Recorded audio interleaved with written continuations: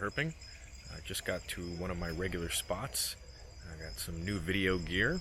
I'm going to try this out, see if it doesn't make for some better production quality. So why don't we just get to walking and see what we can come up with.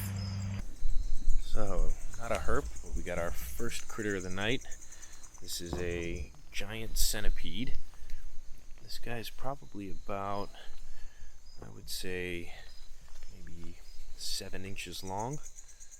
They're venomous and can actually be kind of aggressive if you're not careful. But they're quite common out here.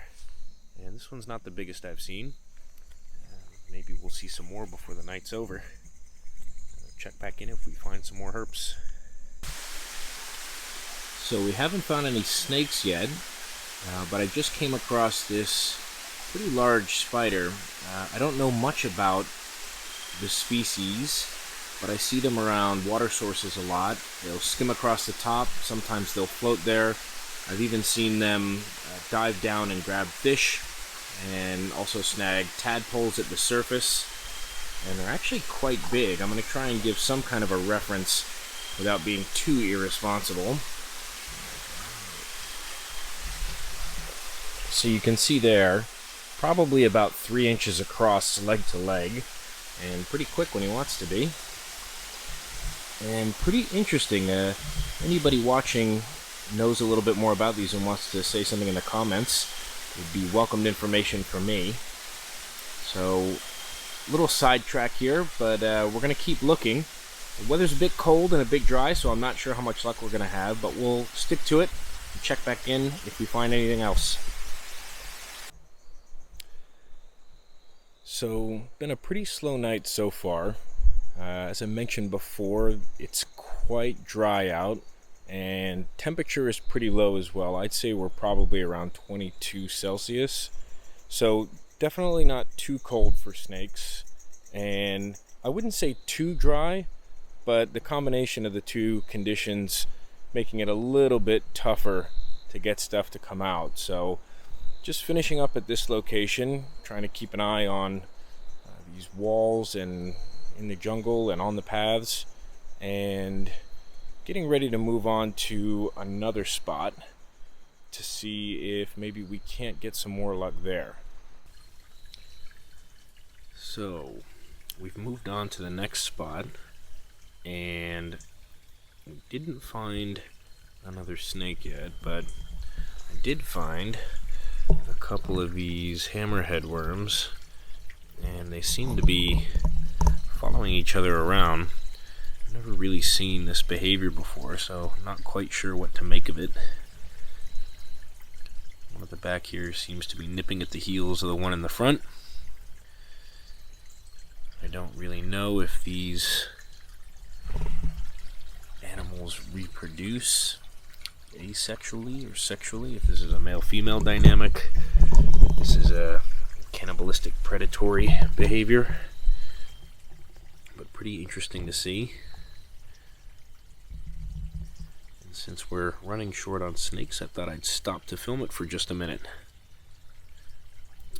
Anyways, back to the chase. We'll check back in if we find anything else interesting. Okay, so we finally got a herp. This is a juvenile or subadult greater spiny frog. These are a montane species here in Hong Kong, and they can grow to as large or a little bit larger than North American bullfrogs when they're fully grown. They're pretty localized in terms of their habitat. They like cold mountain streams with fresh flowing water. And the location I'm at now, it's pretty common to see him. He's on the move. And off he goes. Well, at least it's a herp. I'll keep going, see if we can't dig up some snakes. So, different time of night, different type of hammerhead worm. Still no snakes, unfortunately, but we've got one of these striped hammerhead worms. And these are different from the previous ones shown, which are shorter and a bit more stout. These guys are quite long and thin, and I've actually seen them stretch out to well over a meter long. This one, as he sits, is probably closer to about 10 inches if he's stretched out now, but he can extend his body for sure, and I'm sure that this one could also get up and over the 1 meter mark if he needed to. So, pit stop for strange animals in the absence of snakes. We'll get out there and see if we can't find something else. Well, we did our best, but came up empty tonight, in terms of snakes, at least. Still some other fun critters on camera. I think what we'll do is pack it up for the evening, and try and hit a few other spots during the week to see if we can't pull together a video with some actual snakes in it. Alright everyone, so we struck out last night, so I've come to a spot that's a little bit closer to home, and usually pretty consistent, so we're going to give this a shot and see if we can't add some snakes to the list this week. Alright everybody, got our first herp after a pretty long unsuccessful walk so far. This is not a bad one to start out with though. This is a good-sized brown tree frog, and it was hopping up the side of the embankment here, and I heard it shuffling around, and it settled down here just long enough to maybe give us a glimpse. Now, while I was glancing at this one, I happened to look for it a little bit more on the path.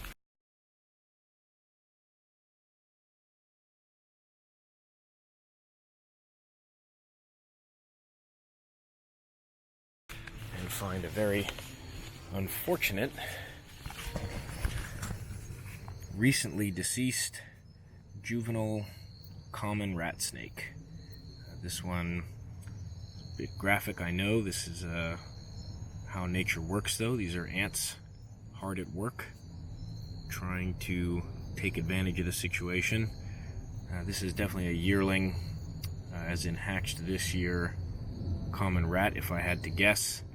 You can tell based on the body markings here, some of the stripes and modeling towards the tail, as well as and especially the head, although not quite as pronounced as in adults.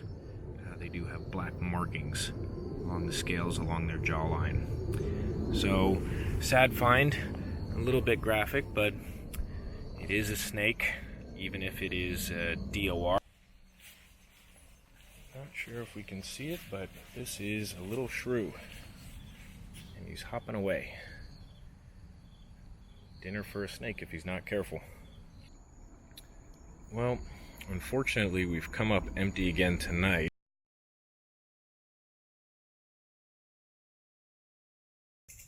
Well, persistence pays off.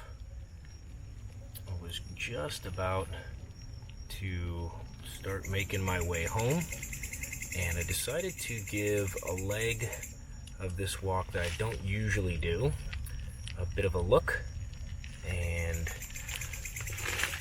first live one in a couple days, but this is one of Hong Kong's more common species, the Redneck Keelback, Rhabdophis subminiatus. And for those in the know, you'll be a little bit bored to hear this again, but for those that are new or not familiar with the species, these snakes are actually rear-fanged venomous, dangerously venomous, and they are also poisonous. They have glands on the back of their neck, where the red sections are, that they can pop, called nuchal glands, and they'll secrete a milky poison, which is something they sequester from their main food item, the toads out here in Hong Kong. So they're generally pretty docile snakes, even though they're technically quite dangerous under very extreme circumstances. There's not really much to worry about with these guys. So this is a great find. Really fun to stick with it and come across something at the end of the walk. So we'll watch this guy for a little bit, and then we will keep on down the path and see if we can't turn something else up. Well, never say never. What a funny night this has been. just as we're about to pack it up and head home, decide to take another walk, and not one, but two snakes. Here we've got a, looks like male, white-lipped or bamboo pit viper, Trimerosaurus albolabris. And it looks like he's making his way down to an edge where he can do some hunting. So I've caught him in mid-crawl here. I'm going to take a closer look at some of the characteristics here if I can get low enough. And you might be able to see that just along the upper lip and below the eye, there is in fact a white line, which is where their common name white-lipped pit viper comes from, and the best way to tell the male apart from the females. So if I've guessed right and this is a male, it's actually a decent sized one. I would say maybe a foot or two. Well, not two, let's say 18 inches. And looks like it could use a meal, to be honest. So I'm not gonna bug it for too long. I'd like to make sure it gets set up and has a chance to find something to eat. But one more thing we can look at really quickly though is the orange tail. Really interesting and fun feature of these snakes. And another good differentiator between this snake and Hong Kong's other species of green snake, the harmless greater green. So really happy that we've bumped into this guy, and maybe just leave him alone and move on and see if we get lucky with something else on the way out. Alright, so we have a small species of frog here. Not entirely sure what it is, to be honest. Maybe a greenhouse frog, or maybe even a juvenile paddy frog. I'm not too sure, but I'll look it up when I get back and stick a label in. But one more herp for the walk out.